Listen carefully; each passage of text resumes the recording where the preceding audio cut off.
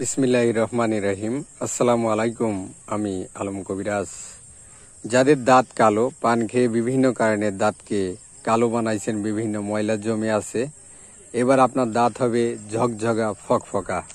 এটা এমনই একটি ভেষজ, আপনি সব স্থানে পাবেন, বাংলাদেশ থেকে শুরু করে সব জায়গায় পাবেন। প্রথমে কি করবেন, এই গাছটি, এই ভেষজটির নাম আপনারা জানেন, এটার নাম হলো আম গাছ, আম পাতা। এটাকে আপনাকে কি করতে হবে, প্রথমে আপনি এই আম পাতাটা শুকাবেন, শুকায় পুরাইয়ে ছাই করবেন। এই ছাই দিয়ে যদি আপনি দাঁত মাজতে পারেন, আপনার দাঁত একদম সাদা দুধের মতো ঝকঝকা ফকফকা হবে। এটা বড়ই পরীক্ষিত। এটা আমাদের একজন গুরুজি, আমার গুরুজি থেকে এটা শিক্ষা লাভ করা।